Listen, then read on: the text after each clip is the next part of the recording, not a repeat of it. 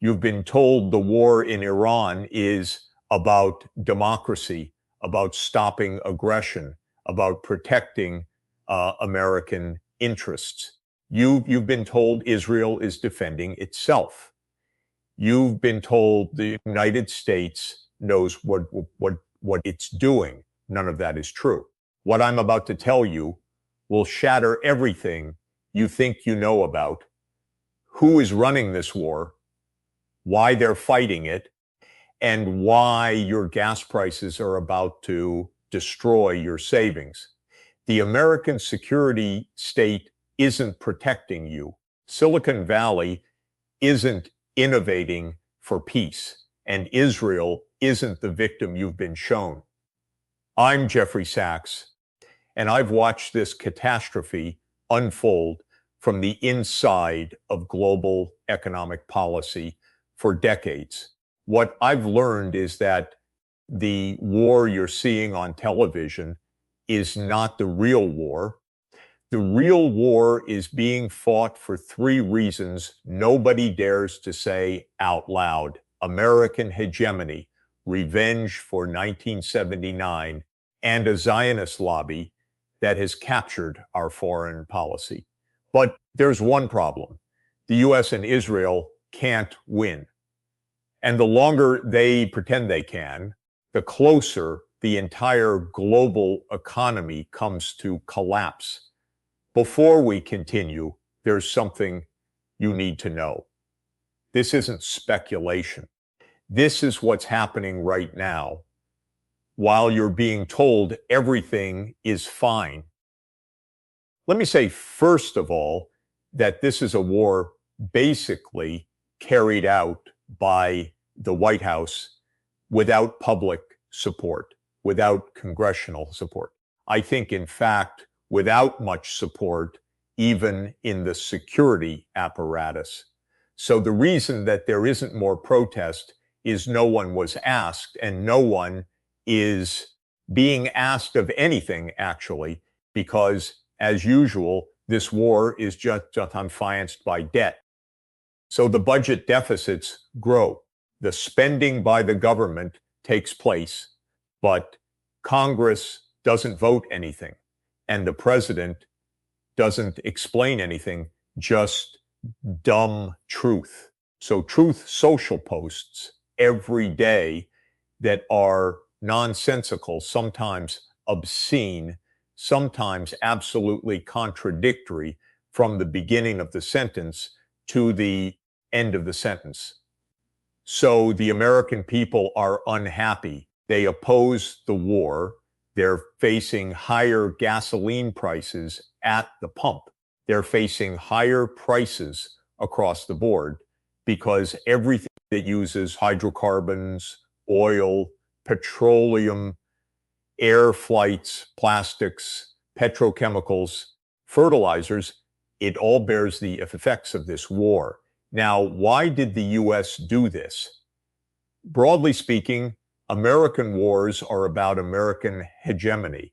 The security apparatus of the United States believes to this day that it should run the world. And there are just some pesky oppositions to that, like Russia and China and Iran. But these are to be overcome. The mindset is America should run the show. And the mindset of the Trump administration is that America will control the Americas. We'll invade Venezuela if we want. We'll topple Cuba if we want. We'll do what we want in the Americas. And Europe, well, they're vassal states. And the Middle East, that's basically ours with the exception of Iran. We need to bring Iran into the fold. We already have the Gulf states.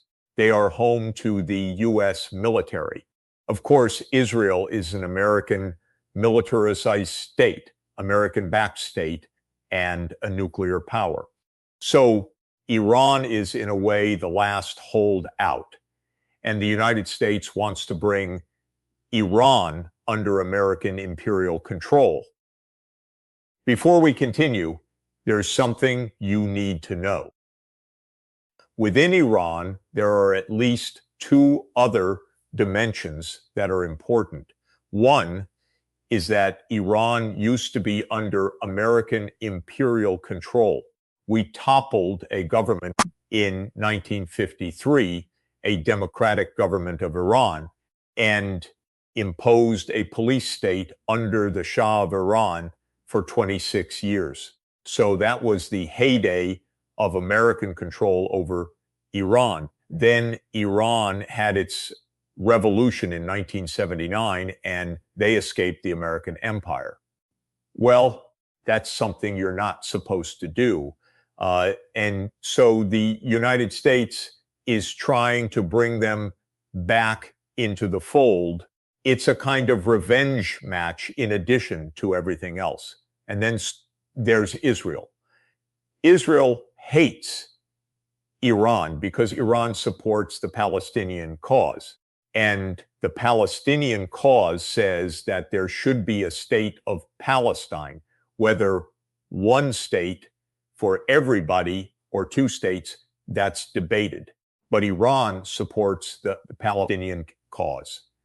And Israel opposes the Palestinian cause completely.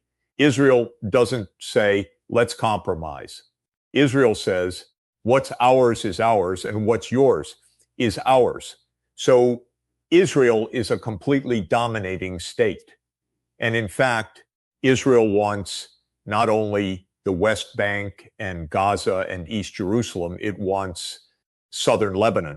It wants parts of Syria, and heaven knows what else it wants because it never says what its borders are. So we have at least three motivations for this war. One is to bring Iran back to the empire. Second, or more generally, is hegemony. The U.S. wants control over the Middle East. And the third is to subdue Israel's opponent because Iran supports the Palestinian cause. I think rightly supports the Palestinian cause in the sense that Palestine needs a state. And again, it can be one state solution for everybody. It could be a two-state solution, but Israel opposes anything other than complete Israeli dominance. So here we have this war. There's just one problem. The US and Israel can't win it. They can't win it without causing global disaster.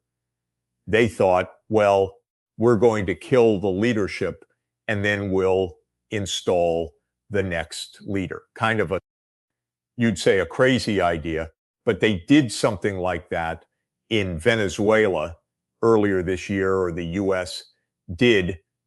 We don't even really fully understand the Venezuelan case because it seems to be a kind of inside job in a way where senior Venezuelan officials conspired with the United States, which kidnapped the president and then quickly made a deal with the vice president who became acting president. Something like that was aimed for in the case of Iran. But this is simple-minded like our president. I'm afraid he's a very naive man, not very intelligent. Netanyahu sold him a lot of BS that this would be a one-day operation, and it didn't work.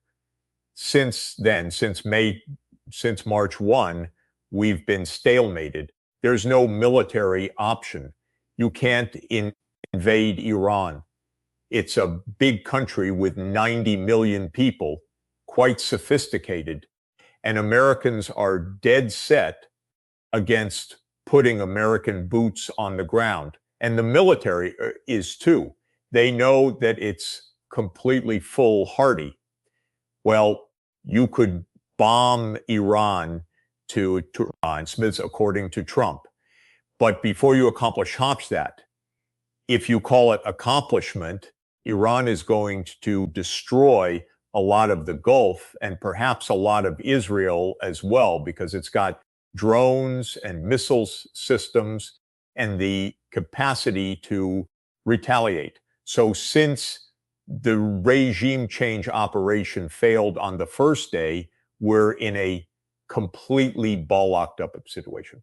The US should say, well, that didn't work. We're going home. That would be the right answer. Instead, it says, we demand Iran do 1, 2, 3, 4, 5, 6, 7, 8, 9, 10. All our wish list. But on what basis? How are you going to do that? So Trump thumps and stomps and threatens and does all sorts of things, but he can't enforce his will. And this has now gone on for 3 months. The world energy situation worsens every day because just a few ships get through the Strait of Hormuz. So all of the stockpiles of oil are running out in Europe, in Asia, in Africa, and so forth. And I have an easy solution for the US. You don't have to negotiate anything. Just go home. Stop it. You made a mistake. Call it the greatest victory in the world. I don't care what Donald Trump calls it. Just stop. That's my recommendation. Instead, they're trying to negotiate something, but frankly, the demands are outrageous. Why would Iran accept these demands under these circumstances? And there's no trust. And how can there be trust? And just as we're speaking, the United States started bombing Iran again. So the Iranians also just announced shortly before we began that they were suspending even indirect talks because Israel is in the process of expanding its invasion of Lebanon against Iran's colleague Hezbollah. So all of this is totally messed up. And actually, our country has other things to do for itself. We could rebuild our roads. We could actually make a railroad function. We could improve our airports. We could improve digital. We could improve our healthcare. But no, our security apparatus wants perpetual war. And no doubt they're making a lot of money from the perpetual war, except the rest of us are getting poorer and poorer as a result. Well, because the American security state, such as it is, which now includes a lot of Silicon Valley, supports the war. And why do they support the war? Partly the Zionist lobby, partly they're testing all their weapon systems. This is just the greatest thing going. They're learning how to incorporate AI deeply into their weapon systems. You have a few mishaps, you kill a lot of schoolgirls, but that's part of learning according to these people. So they're not trying hard. Now, here's where things get really interesting.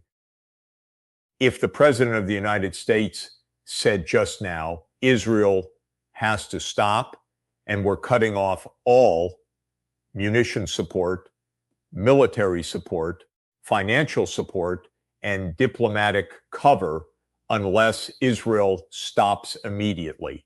Israel would stop immediately. I just refuse to accept that the fact that Israel dictates terms to the United States. We have a lot of people who confuse what's good for Israel. It's not even good for Israel. Let me be more clear about this. What is pursued by Israeli nutcases, as far as I'm concerned, because I think Smotrich and Ben Gvir and Netanyahu are war criminals and nutcases. But American leaders confuse what these nutcases want to do and what's good for America. We have people like Lindsey Graham in our Senate, or Richard Blumenthal in our Senate, or Ted Cruz, or others that, frankly, give me a break. Why don't you represent the United States of America. What's happening right now is not in America's interest. It could be stopped immediately. Nobody could tell me that the United States can't stop Israel. That's ridiculous.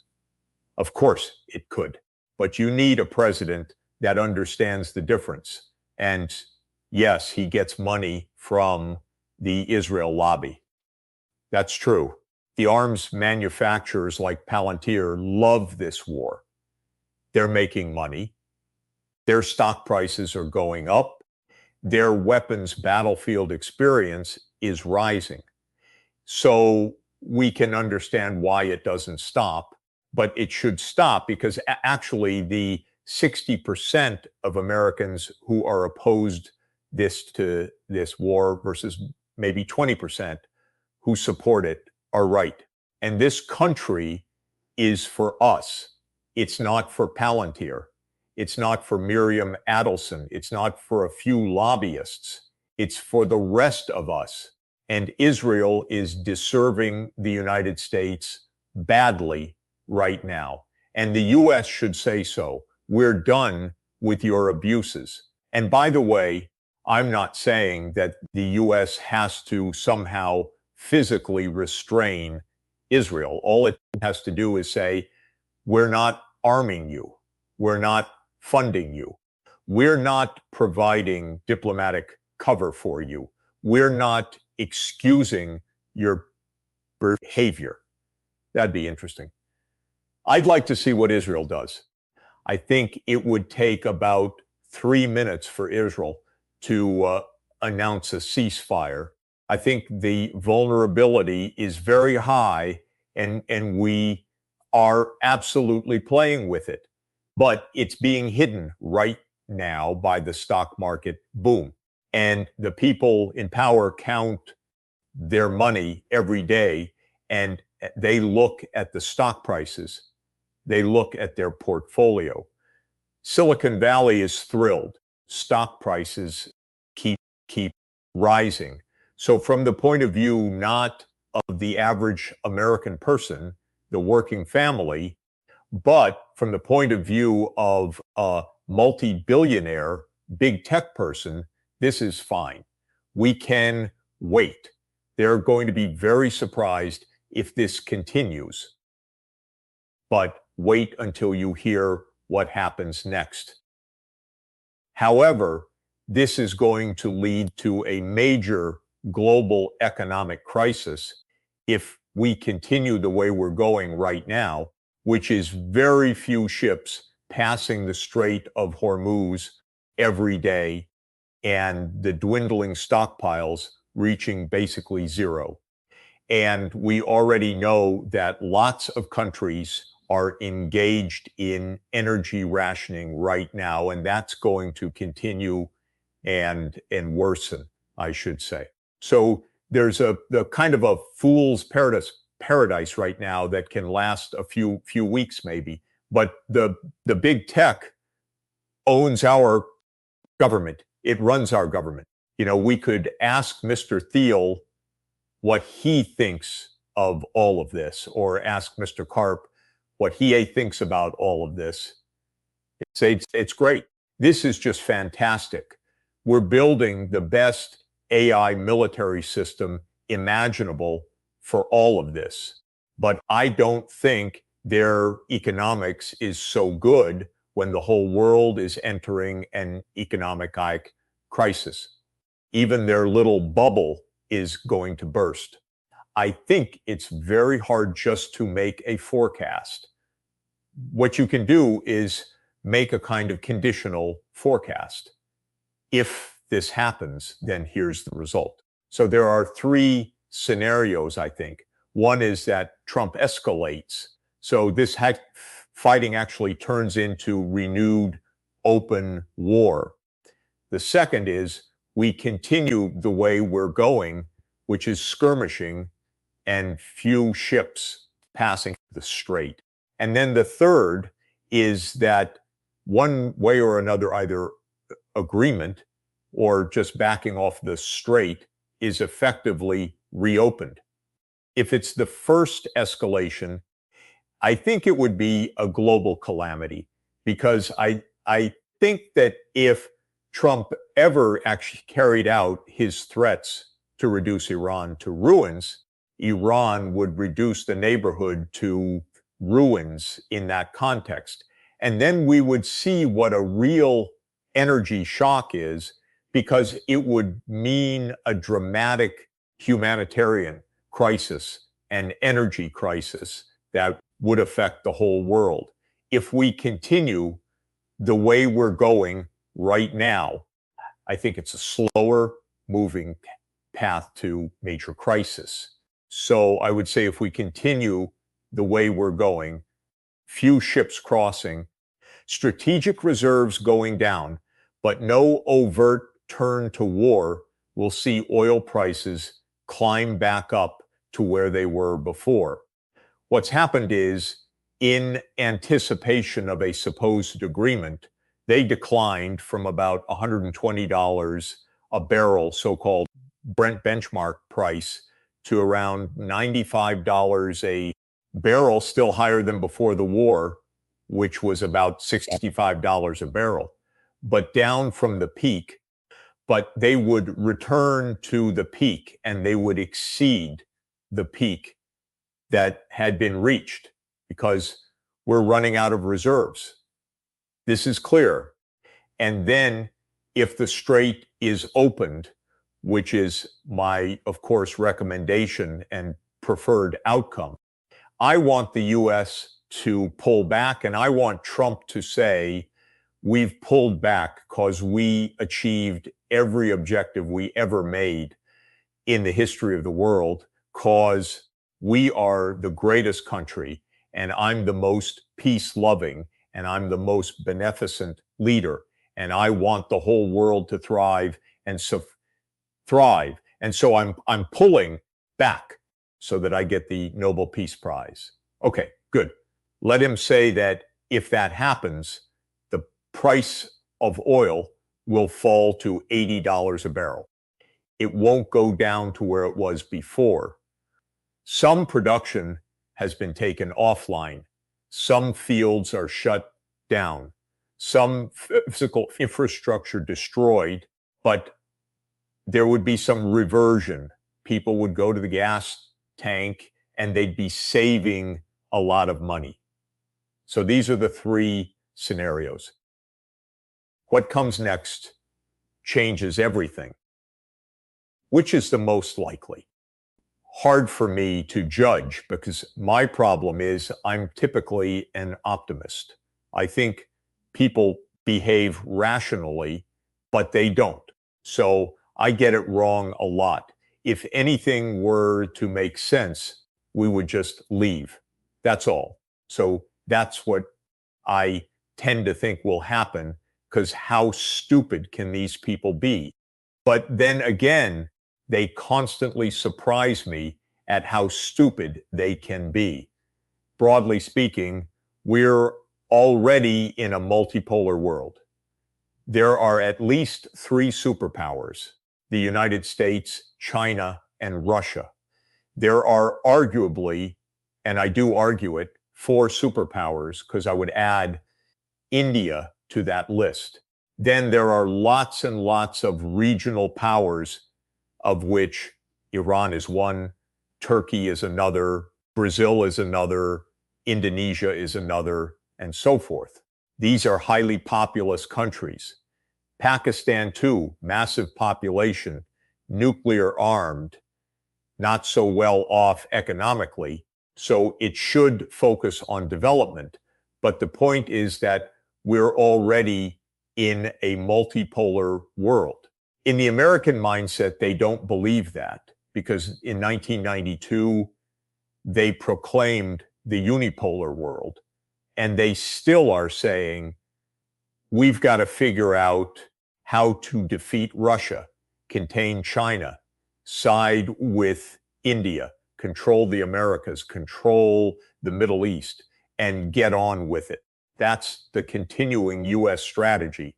The strategy is not, let's find out how to cooperate with China, with Russia, and so forth in a truly multipolar world.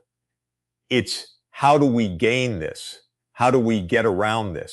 That's why this war is taking place. And I mentioned in the American mindset, well, we own the Americas. We effectively own Europe. They are vassal states. We're close to controlling the Middle East. India's on our side, so they think. And so we're really down to Russia and China. That's their thinking. And I think it's cruel and naive. You know, the United States is 4% of the world population. You have to be delusional to think that at 4% of the world population, you should even try to run the other 96% of the world. You have to think that, well, you have everything and they have nothing. You know, you're so dominant, and that's the US thinking. Now let's take this one step further. But Iran showed it's not only resilient nationally, it's technologically sophisticated. These are hypersonic missiles. These are advanced drones. These are no fools. But America thought, oh, this is a medieval country, and so it's going to be a small operation to own it. America thought by now Russia would be defeated and broken into multiple pieces. America thought it could launch a trade war with China and bring China to its knees. All of this is completely delusional. Now, where does reality stand, therefore? Well, Europe is not too happy with the United States, but it's kind of paralyzed. It doesn't quite know what to do. Russia understands that the US is not a friendly force. It's been out to weaken or even dismantle Russia since 1992, just as it was out to weaken or dismantle the Soviet Union from 1945 to 1991. China understands full well what this is about and basically laid down the law to the United States, which is don't try with Taiwan, don't try with your trade wars. And I think the United States is a little scared of China, which it should be. Not that China is going to want to do something terrible to the US, but that it absolutely is not going to buckle to US pressure. So Trump, in a way, also is falling back on the Western Hemisphere. That's his backyard. That's his playground. I'm pretty sure that they're going to try to do something terrible with Cuba soon, because maybe he'll pull back from Iran and then he'll topple the Cuban government and you say, see how powerful we are. So what is probably true is that in the backyard of the Americas, not that people in this hemisphere are happy about this, but Trump will try to throw his weight around. But I think in the rest of the world, people are beginning to understand, gee, you can't put all your national security, throw it over to the Americans and expect that this is going to work out. So the Gulf countries have to recalibrate. Europe is busy recalibrating. Much of the rest of the world is saying, we don't oppose the US, but we want good relations with China. Thank you very much. So all of this means that we're in the midst of real geopolitical change. My main argument to American leaders is wake up to reality before you wreck everything. So here is where we stand.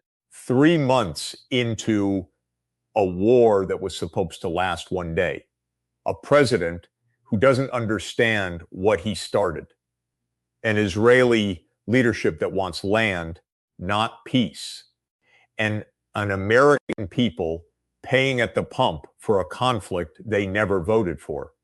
I told you the US and Israel can't win this war. I told you Silicon Valley is testing AI weapons on school. Girls, I told you 60% of Americans oppose this war, while a handful of billionaires get richer. And I told you the global economy is sitting on a powder keg of dwindling oil reserves and empty strategic stockpiles. What comes next? Either Trump escalates into global calamity, or we continue this slow death march toward economic crisis. And this is the path I beg for. The United States simply goes home. Admit the mistake. Call it a victory. I don't care what name you put on it. Just stop, because the multipolar world is already here. China, Russia, India, Iran, they are not going to buckle. The United States is 4% of the world's population. It is delusional to think we can run the other 96%. My message to American leaders is simple and urgent. Wake up to reality before you wreck everything, because Israel isn't dying from Iranian missiles. Israel is dying from its own endless appetite for land war and dominance. And America is dying right alongside it, bankrupt, isolated, and blind to its own collapse. The only question left is whether we have the wisdom to stop before there's nothing left to save.